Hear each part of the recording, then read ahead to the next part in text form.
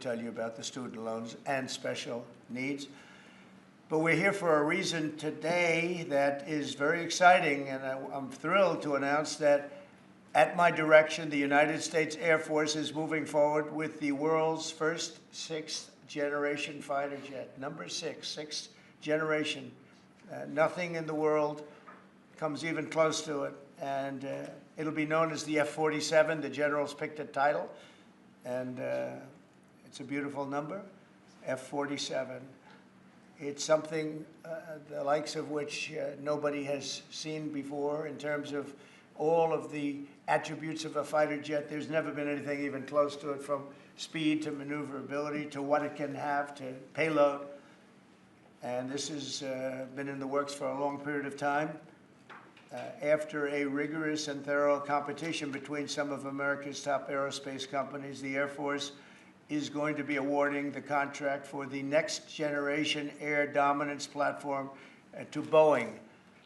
As you know, it was highly competed for. There was a lot of competition, generals, and it's been going on for a long time. Very, very tough competition, but this plane is produced numbers that nobody's ever seen before. The F-47 will be the most advanced, most capable, most lethal aircraft ever built. An experimental version of the plane has secretly been flying for almost 5 years, and we're confident that it massively overpowers the capabilities of any other nation. There's no other nation. We know every other plane. I've seen every one of them, and it's not even close. This is a next level.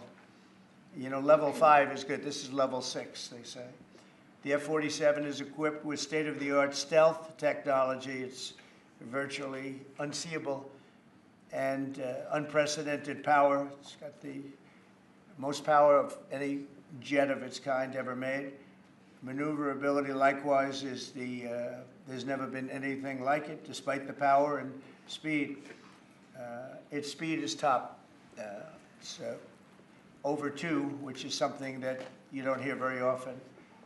America's enemies will never see it coming. Hopefully we won't have to use it for that purpose, but you have to have it. And if it ever happens, they won't know what the hell hit them.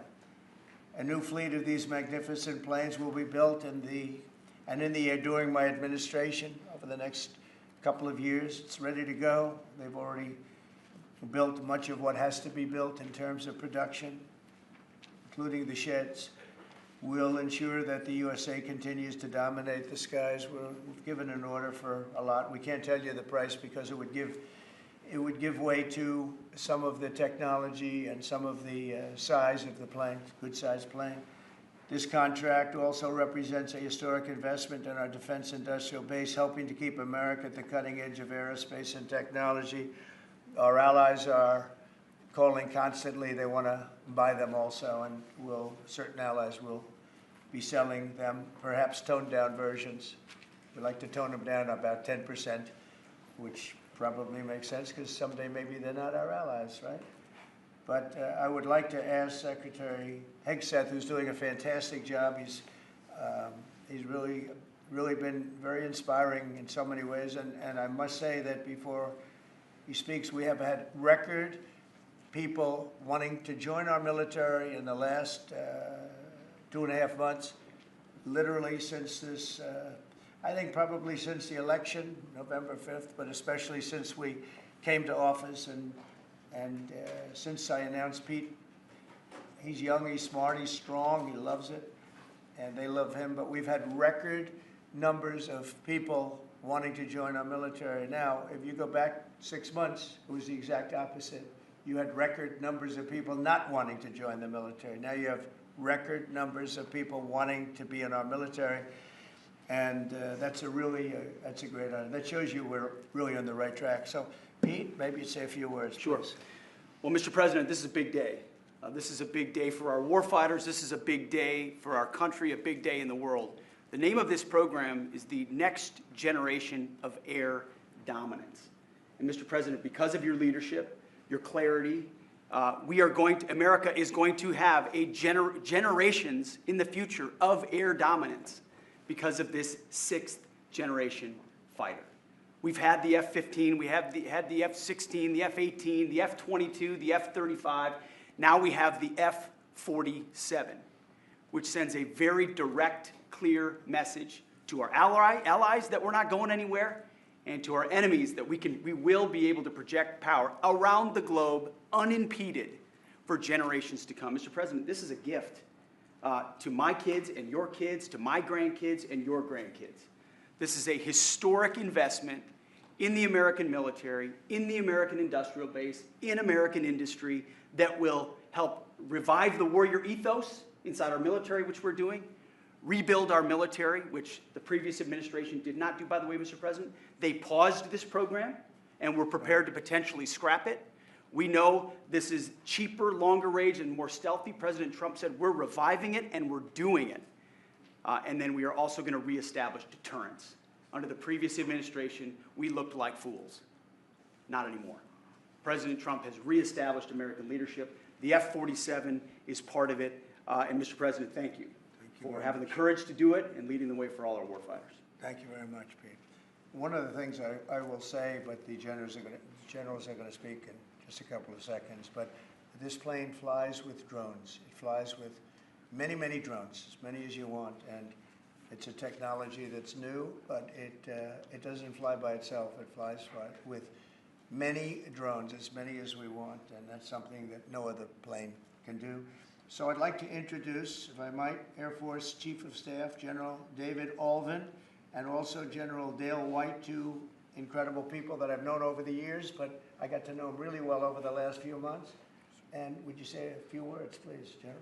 Thank you very much, Mr. President. Mr. President, Mr. Secretary, thank you so much for your unwavering commitment to our military. I will say that this is a big day. This is a big day for our United States Air Force as well. You know, air dominance is not a birthright, but it's become synonymous with American air power. But air dominance needs to be earned every single day. And since the earliest days of aerial warfare, brave American airmen have jumped into their machines, taken to the air, and they've cleared the skies. And whether that be clearing the skies so we can rain down destruction on our enemies from above, or we can clear the path to the ground forces below. That's been our commitment to the fight, and that's really been our promise to America. And with this F-47 as the crown jewel in the next generation air dominance family of systems, we're going to be able to keep that promise well into the future. I also want to thank everyone from industry and within government, our engineers, who have worked tirelessly on this program to bring it where we are right now today. This shows that American talent, American skill, and American determination are second to none, because this platform is second to none. So we believe that this provides more lethality, it provides more capability, more modernized capability in a way that is built to adapt. This, along with our collaborative combat aircraft the President talked about with drones, this is allowing us to look into the future and unlock the magic that is human-machine teaming. And as we do that, we're going to write the next generation of modern aerial warfare with this. This enables us to do this. The manner in which we put this program together puts more control in the hands of the government, so we can update and adapt at the speed of relevance, at the speed of technology, not at the speed of bureaucracy. This is more Air Force. This is more options for the President. We say as our mission in the United States Air Force is to fly, fight, and win air power anytime, anywhere. If you want to go anywhere, you have to have a platform that gets you anywhere. This provides the President options from the very one end, which is a quick response, and then we can get right back into fighting stance without having to deploy troops that are going to take maybe months and cost more lives. We can be back in fighting stance, and maybe we restore that deterrence. All the way to decisive victory as part of a joint force that is the most lethal and capable military ever known in history. That's what we provide now, and this allows us to provide it into the future. It's more deterrence, more capability. It's what peace through strength looks like into the future, Mr. President. And so we're very proud to do that. And all we can say is, on behalf of the United States Air Force, let's deliver. Thank you very much. Thank you, General. Would you like to say something? No, sir, I'll just double down on what the chief said. He knows what to do. This is a generational He knows leap. who the boss is. That's exactly right. Air superiority is what it's all about, and this is what we'll deliver. That's great. Thank you very much. Great job. We've worked together long and hard on this, and this was a big secret. In fact, we don't show too much of the plane for that reason. You see what we show? You see how beautiful that is, but that's just a very small part of it. Sure. I wasn't surprised. I was wondering how much are you going to show if they came in with that. You see a wheel in the front? That's about it. Any questions? Mr. President President, Trump, Peter? is 80,000 pages of documents is a lot to sift through. Yeah. Can you just tell us who killed Kennedy? Well, I was given the task of releasing that because many presidents have gone through it and they haven't released. And I said, release. We even released Social Security numbers. I didn't want anything deleted. They said, sir, what about Social Security? People long gone, but they're long gone, so I can't imagine. But I said, if you don't delete it, if you do delete it, we have people are going to say, why did you delete it? There's something in there. So we gave Social Security, we gave everything. And the rest is for you to look at, Peter. You're going to see whether or not you see anything. But we've given it. We're doing it with Dr. Martin Luther King, too. They're preparing all of that. They're going to release everything. And whoever else they want. I mean, we have nothing. We really have nothing to hide. We shouldn't have. When a lot of time goes by. But with the Kennedy files in particular, they were going crazy on them.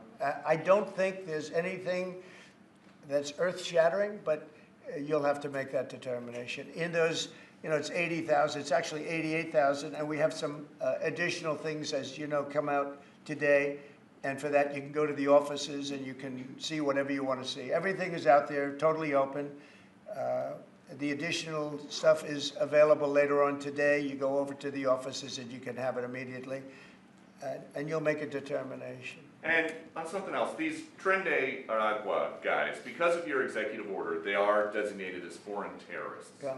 If ISIS or Al-Qaeda foreign terrorists were operating here in the United States, cops would probably be shooting first and asking questions later. And so what is the difference between terrorists, between somebody like an ISIS or an Al-Qaeda operative versus a MS-13 or Tren de Aragua? Well, these are people that focus on destroying people in their homes.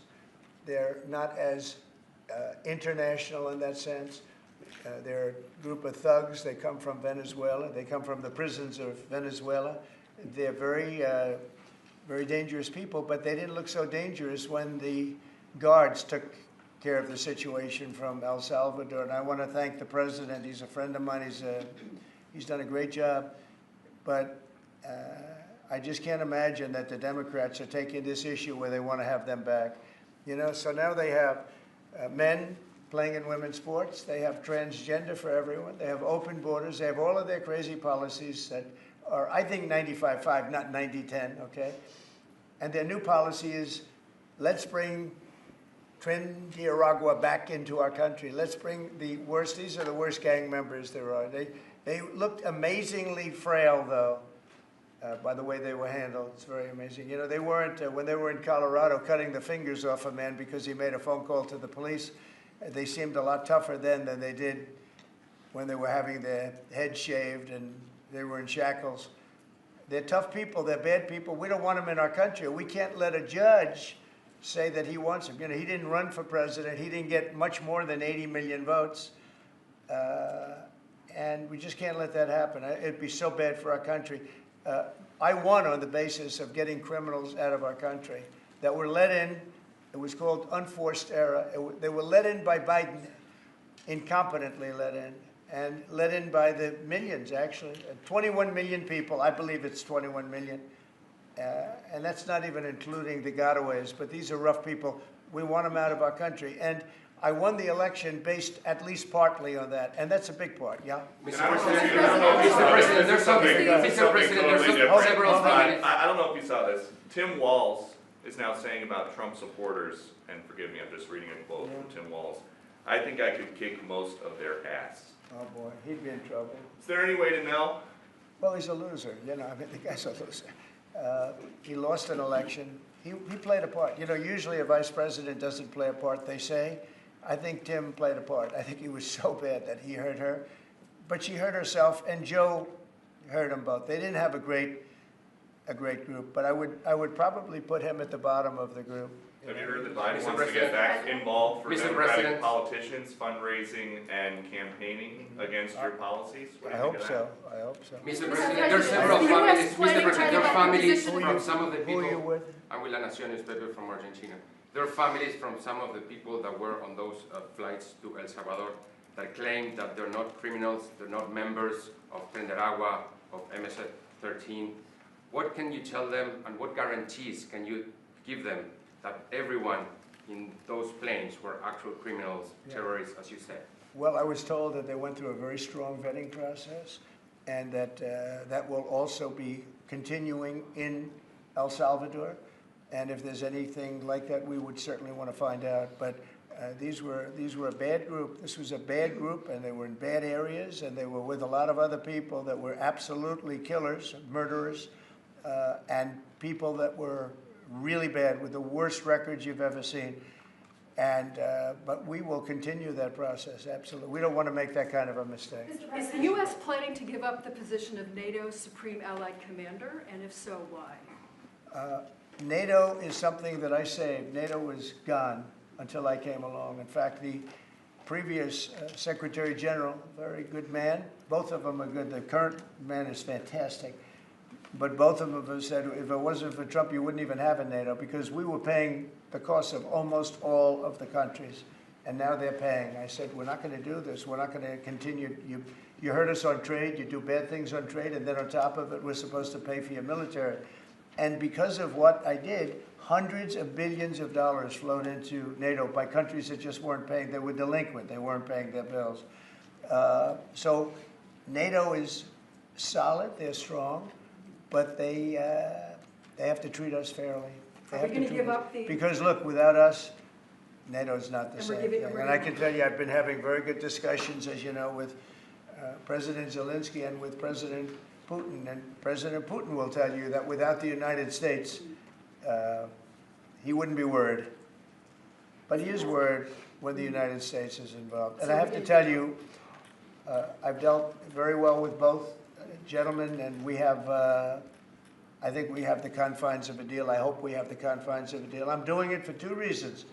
Number one, and by far most importantly, thousands of young people, and they're not American people, they're Russian and they're Ukrainian, are being killed every week, thousands a week. And also the United States has paid, because of Biden, $350 billion on a war that should have never happened.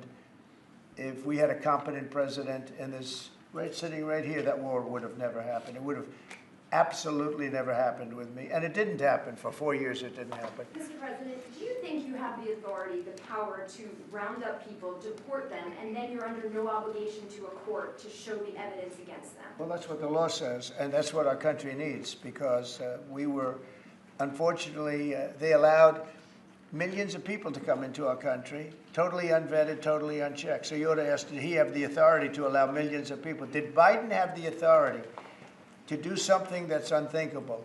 Have open borders where millions of people poured into our country, totally unvetted and totally unchecked, just as you would say.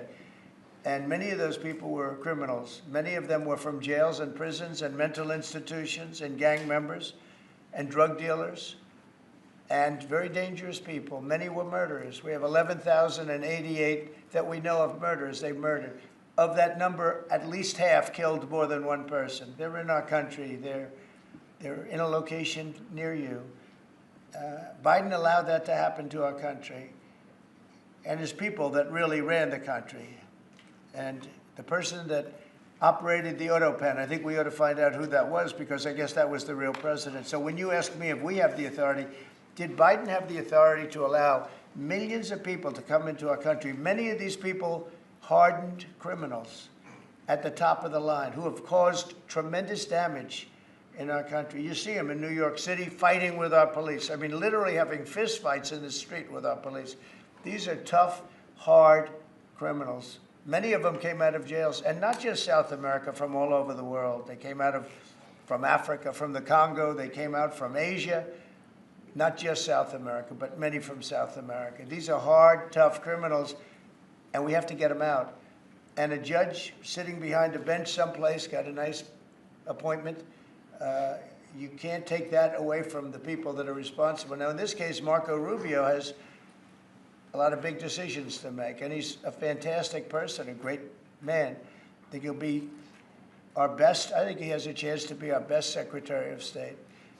He's been doing incredibly. He works so hard. He's gone to so many different countries already, and he's got the authority to get bad people out of our country.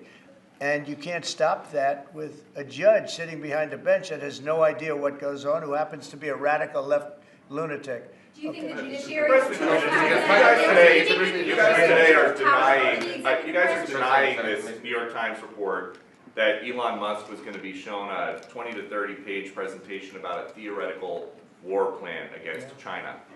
Why not just show it to Elon? Because I don't want to show it to anybody. You know, you're talking about a potential war with China. Now, I deal with these people all the time, and I'm dealing with Pete. I'm dealing with these gentlemen on numerous different airplane purchases, and I think they're all going to be great. But I don't want other people seeing, anybody seeing potential war with China. We don't want to have a potential war with China, but I can tell you if we did, we're very well equipped to handle it. But I don't want to show that to anybody. But certainly you wouldn't show it to a businessman who is helping us so much. He's a great patriot. He's paying a big price for helping us cut costs, and he's doing a great job. He's finding tremendous waste, fraud, and abuse. But I certainly wouldn't want, you know, Elon has businesses in China, and he would be susceptible perhaps to that. But it was such a fake story. The New York Times is just as fake as CNN and MSDNC. And anybody read that story, people laughed at that story. Who would do such a thing?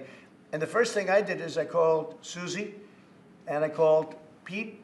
I said, is there any truth to that? And they said, it's ridiculous.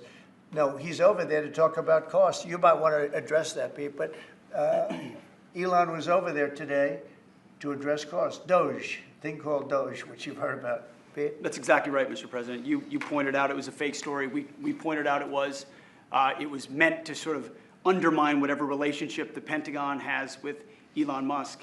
Elon Musk is a patriot. Elon Musk is an innovator. Elon Musk provides a lot of capabilities our government and our military rely on, and I'm grateful for that. We welcomed him today to the Pentagon to talk about Doge, to talk about efficiencies, to talk about innovations. It was a great informal conversation. The rest of that reporting was fake. There was no war plans. There was no Chinese war plans. There was no secret plans. That's not what we were doing at the Pentagon. I might add that I think Elon, if they ever wanted to do that, I think Elon wouldn't do it. I think he wouldn't do it. He wouldn't want to put himself in that position. But if you read what's out of the New York Times, it's such a dishonest newspaper. It's such garbage. It's, you know, it used to be called all the news that's fit to print. Well, it's all the news that's not fit to print. They have fake sources, or they don't have sources. I think they make most of it up. But this was a made-up story by the New York Times. I call it the failing. It's a failing newspaper. It's failing. And they shouldn't do that. They really are the enemy of the people. And something else, I don't know if you We do need honest journalism in this. You know, we've made such big strides over the last 2 months, but we just need honest journalism, and we don't have it. When you have a CNN, you have to watch these people every once in a while just to see where they're coming from, and it's so dishonest. MSNBC is, I think, probably worse, and they're both doing horribly in the ratings. I think they're going to be turned off. I don't think, they're not doing any ratings. You're doing well in the ratings.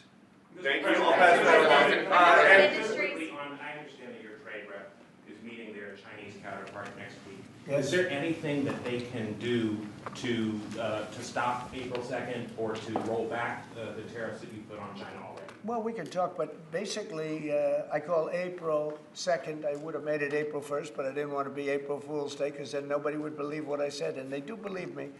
April 2nd is going to be Liberation Day for America. We've been ripped off by every country in the world, friend and foe.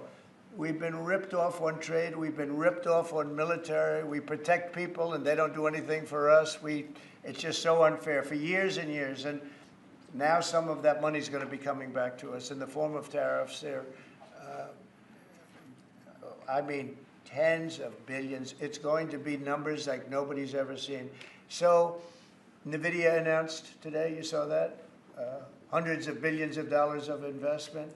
The biggest chip maker in the world announced hundreds of billions of dollars of investment. Hundreds of billions, not millions, but billions.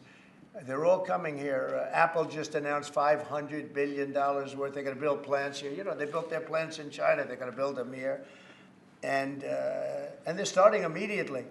We have investment, the likes of which this country has never seen, already announced. And they all want to have news conferences. I don't have enough time to have that many news conferences. But I would say so far at least $4 trillion. $4 trillion is coming in. Car companies, very importantly, a lot of the car companies that we're going to build in Mexico or Canada are now building here. Because I don't want cars from Canada. I don't want cars from Mexico.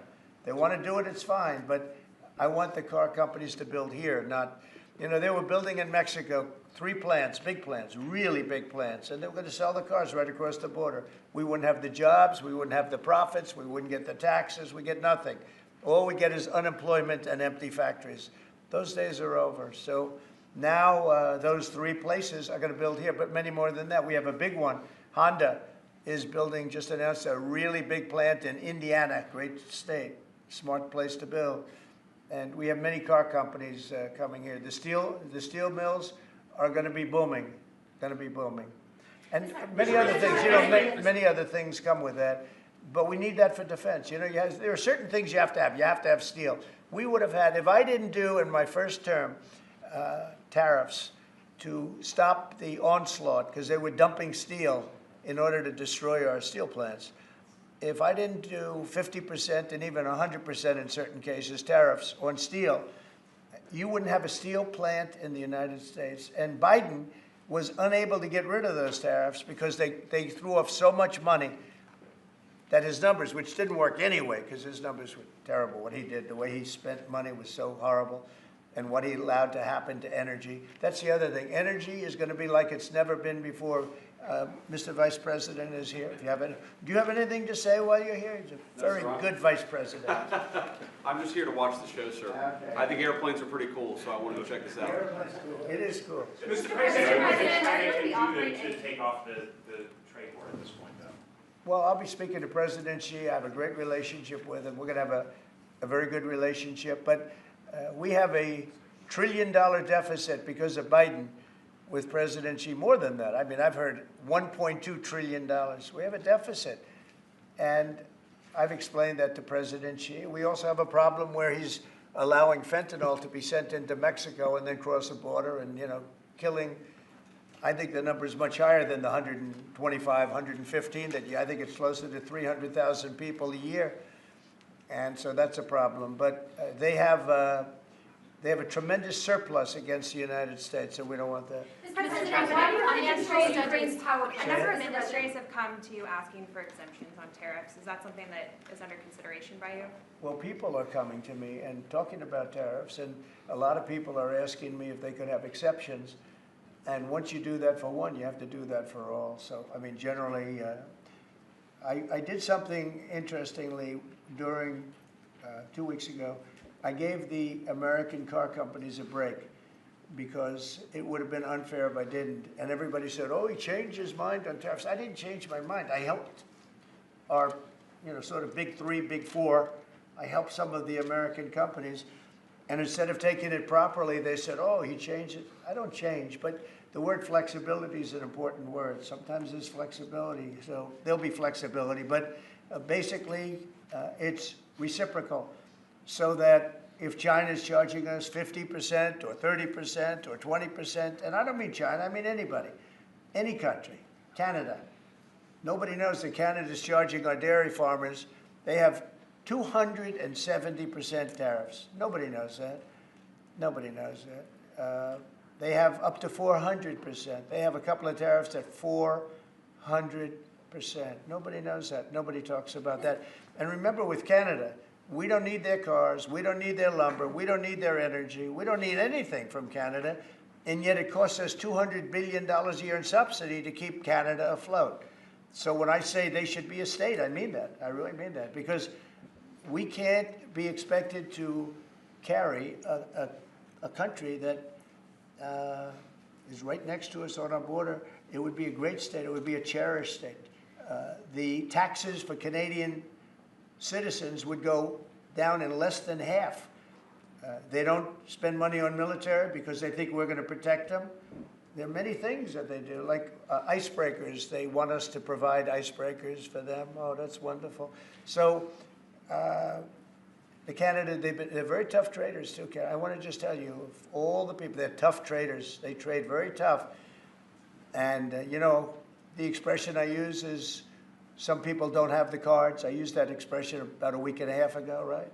Somebody was negotiating who didn't have the cards, who's now, I think, saying that he wants to do it, and I think we're going to have a big deal on that very special something. We got to make a deal on that.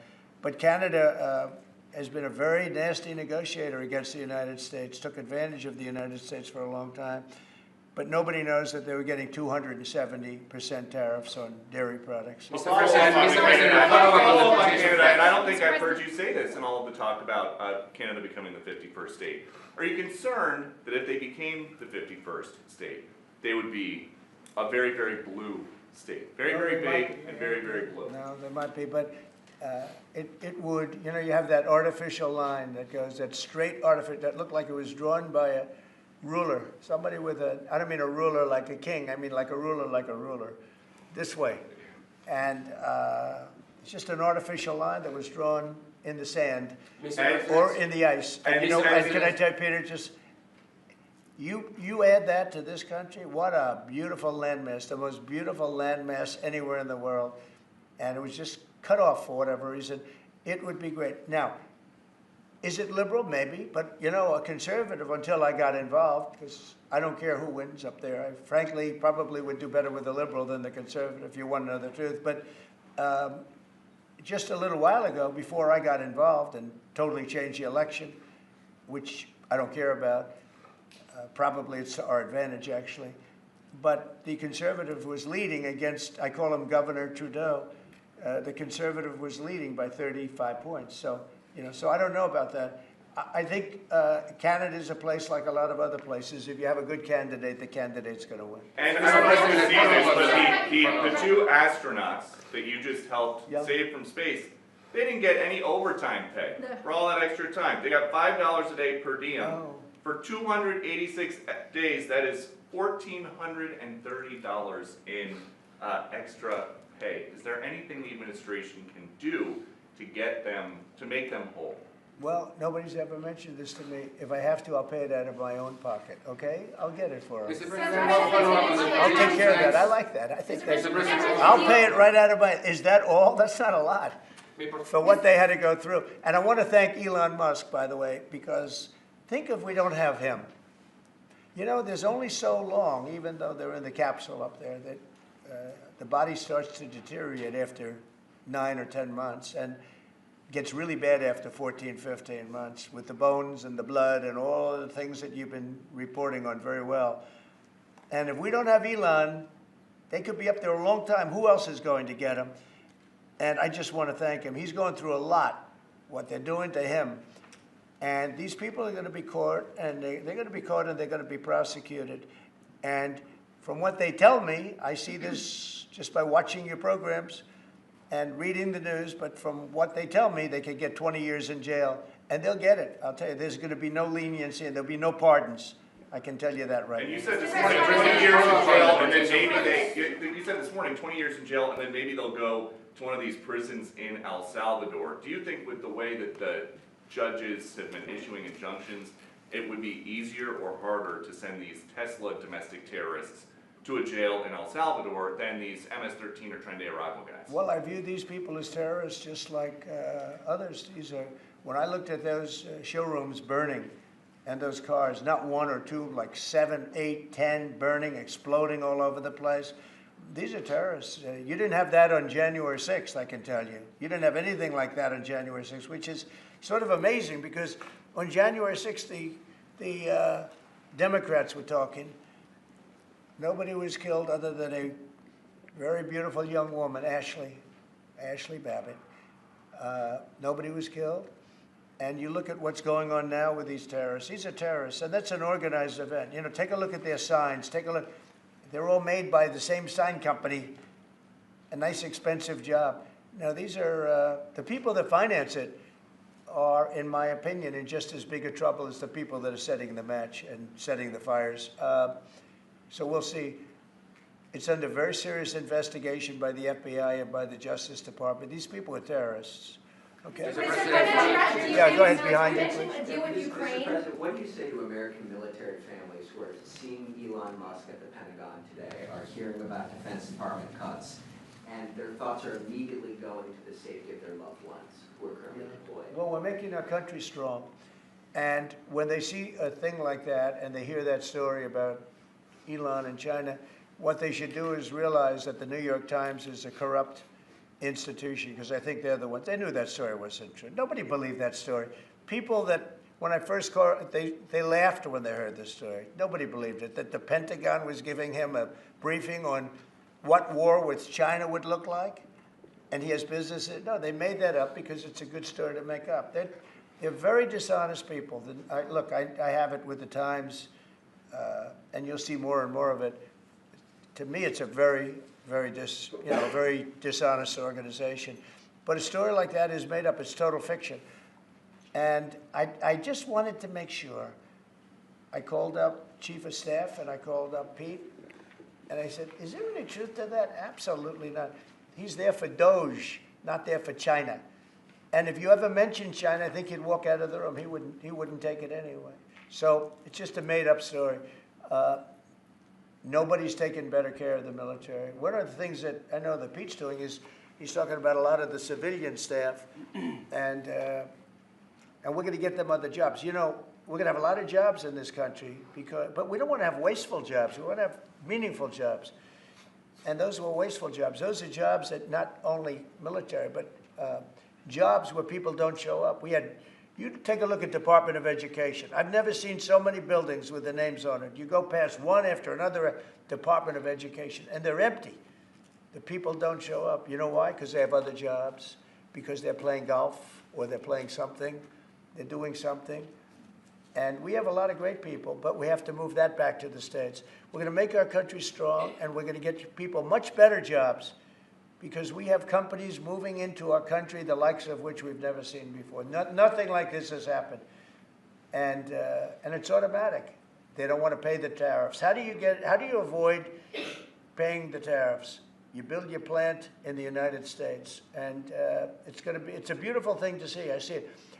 So far, I would say $4 trillion. Nobody's ever heard of them. No country's ever heard of numbers like that. $4 trillion, and those are the best ones. The biggest, best chip maker in the world. I'm not a fan of the CHIP Act, where you give billions of dollars away to companies that don't need it, and it won't bring them here. I'm giving nothing away. All they're doing is coming here. They're building because they want to avoid.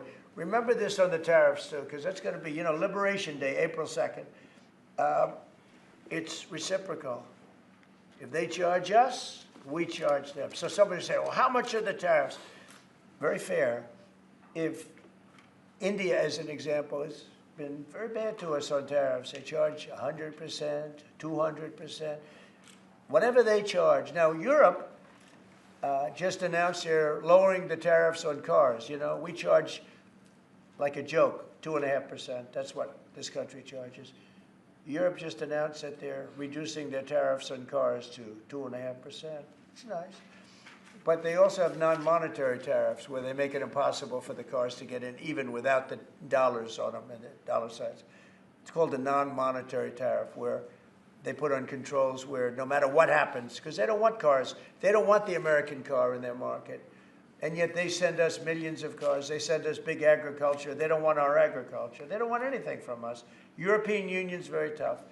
But now it's fair. So whatever they do to us, we do to them.